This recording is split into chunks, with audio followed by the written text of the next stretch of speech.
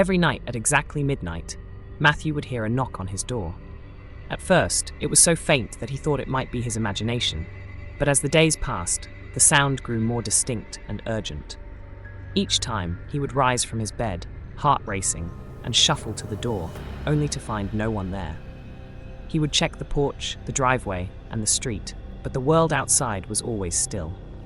He dismissed it as a strange coincidence, chalking it up to the eerie quiet of his isolated neighborhood. But the knock kept coming. At first, he tried to ignore it, retreating back to his warm bed, but each night the mystery grew. Who was knocking at his door, and why?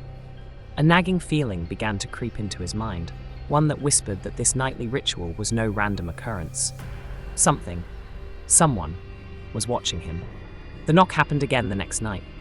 But this time, as Matthew opened the door, he noticed something different. On the doorstep, just out of reach, was an old photograph.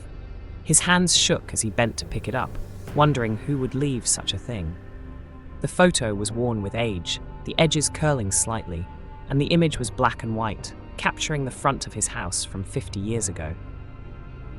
He studied the picture carefully, noting the differences in the landscaping and the house's old appearance.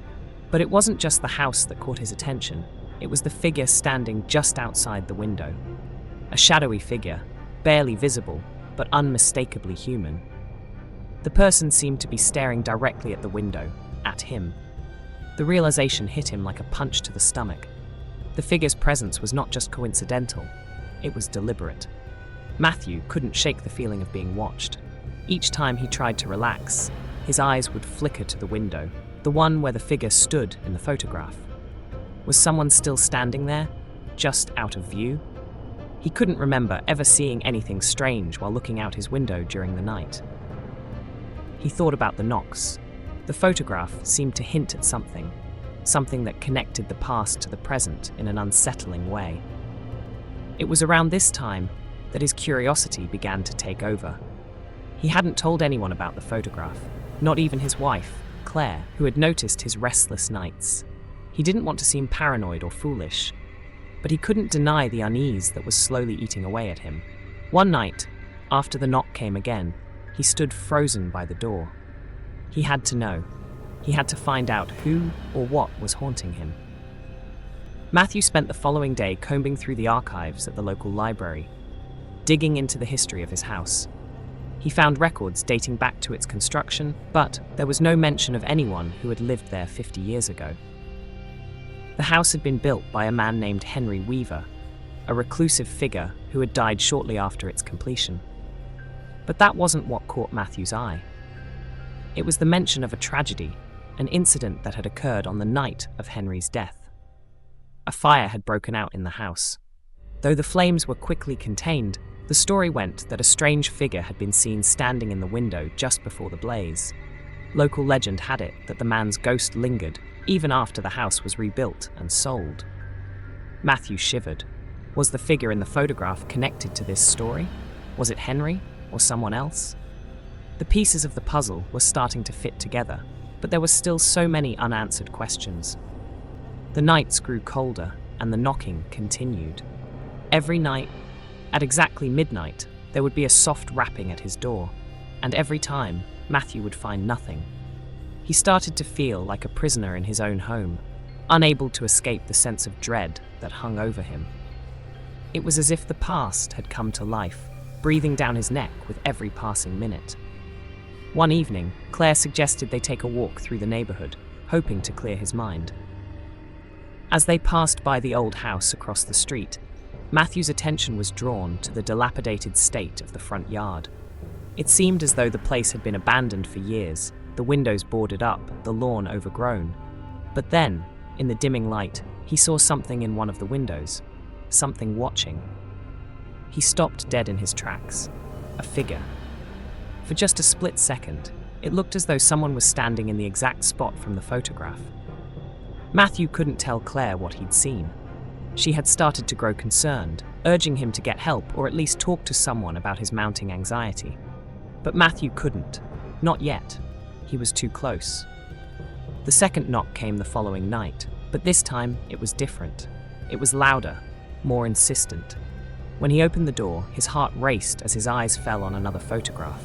This time, the image was from a different angle, showing the same house, but this time the figure was closer, standing right outside the window. As he examined the photograph, a chill ran through him. The face of the figure was clearer this time, pale, gaunt, with hollow eyes that seemed to stare straight through him. Matthew's fingers trembled as he held the photo, and for a moment, he felt as if the figure were reaching out to him from across the years, beckoning him into the past. Determined to uncover the truth, Matthew spent hours sifting through local archives. He stumbled upon a journal from a former tenant of the house, a woman named Margaret Simmons, who had lived there shortly after the fire. The journal was filled with disturbing entries about a presence in the house, a shadow that would appear in the windows at night, always watching. Margaret spoke of strange noises, whispers, and the constant feeling of being followed. But the most chilling part of her account was the mention of the knocks. Margaret described how she, too, would hear a knock at her door at midnight, and like Matthew, she would find nothing when she opened it. She believed it was the spirit of Henry Weaver, still lingering after the fire. But the journal ended abruptly, the last entry written just days before Margaret disappeared. Matthew could feel the weight of the mystery pressing down on him. The house, the knocks, the photographs, it all seemed connected in ways he couldn't fully grasp. He spent the next few nights revisiting the old house across the street, staring at the windows, hoping to see the figure again. His obsession was growing, and Claire's concerns deepened. She insisted that they leave, but Matthew couldn't. He had to face the curse. He couldn't run anymore. One evening, as Matthew returned home, he noticed something odd. The window in his living room, the one featured in the photographs, was open. He didn't remember leaving it open. He rushed inside, his pulse quickening, and saw that the room was empty. But on the coffee table was another photograph, a third one. This time, the figure was standing directly in the room, gazing at the camera with a twisted smile. The days blended together as Matthew's obsession spiraled. Each night, the knocks came, and each night the photographs appeared. He stopped sleeping, stopped eating, stopped interacting with Claire. All that mattered was the mystery of the figure, of the house, of the past that seemed to reach out for him. He dug deeper into the history of Henry Weaver, searching for any clue that might explain the connection to the figure. One evening, as he pored over the records in the library, he found something strange. A hidden room in the house, a room that had been sealed off after the fire. The description seemed vague, but it suggested that something, or someone, had been locked away inside. Matthew's heart raced. Could the figure be trapped there? Could the knocks be a cry for help from the past? The next day, Matthew rushed back to his house, determined to find the hidden room. He searched every inch of the attic and basement, but found nothing.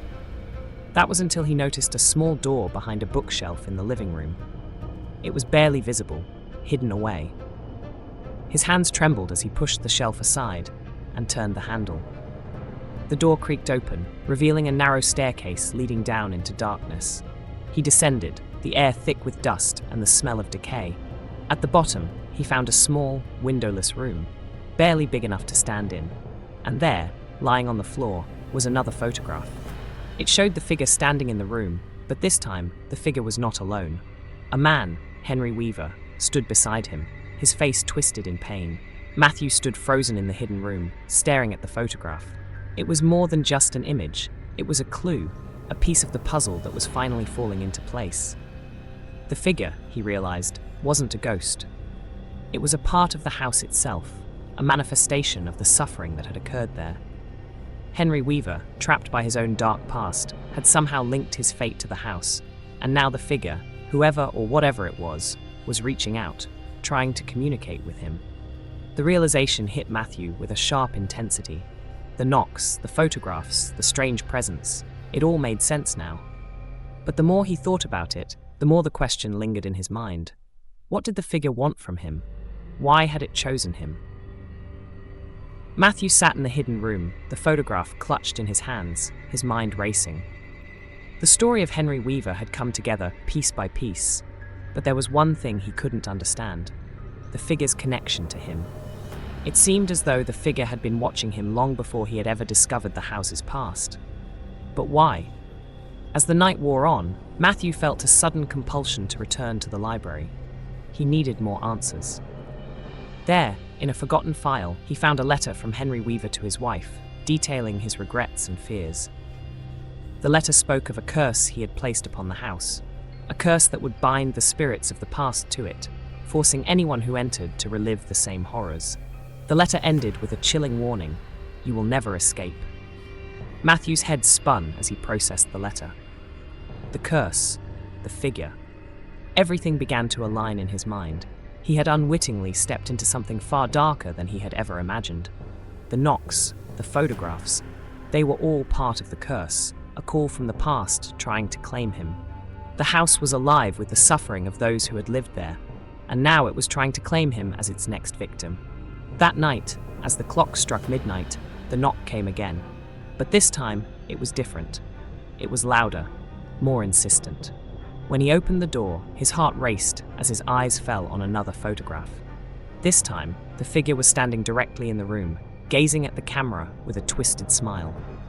The figure stepped forward, its eyes locked on Matthew's. He froze, heart pounding, unable to move. The figure raised a hand, pointing toward the house behind him. Matthew turned, but when he looked back, the figure was gone. It had vanished into thin air. But the knock didn't stop. Each time he closed his eyes, he could hear it. The knocking at the door, the whispers in the walls. He realized then that it wasn't just the house that was haunted, it was him. He had been marked, chosen as the next to suffer under the curse. The days that followed were filled with nightmares. Matthew couldn't escape the feeling that something was coming for him. Claire begged him to leave, but Matthew refused. He had to face the curse. He couldn't run anymore. On the night of the full moon, Matthew ventured into the hidden room once more. He knelt by the photograph of Henry Weaver and the figure, praying for some kind of solution, some way to break the curse. As he spoke the words, a voice echoed through the walls, whispering his name. It was the figure's voice, and it was clearer than ever. You cannot escape. You never will. With each passing night, Matthew felt his strength fading. The knocking grew louder, more persistent, until it drowned out everything else. He had no choice. He had to face the house, confront the curse head-on. On the night of the final knock, Matthew stood by the door, his heart racing. When he opened it, he expected to find the figure once again. But this time, there was no photograph. There was no figure, just the silence of the house, waiting for him. The silence stretched on for what felt like an eternity. Matthew stood frozen, waiting for something to happen, but nothing did. Then, slowly, the walls of the house seemed to close in on him, the air growing thicker with each passing second. The house, it seemed, was swallowing him whole. He stumbled backward, his mind reeling. The knocking had stopped. The figure had disappeared, but the house was still there, alive with the echoes of its past. The days bled into each other as Matthew sank deeper into despair. But then, something changed. The presence that had haunted him was gone. The house was still standing, but it felt different, lighter, as though the curse had finally been broken. For the first time in months, Matthew stepped outside, breathing in the cool air. The neighborhood seemed quieter, more peaceful. But he knew that the house's secrets would never truly leave him. And sometimes, when the wind would howl outside his window, he could almost hear it again, the faint knock at midnight.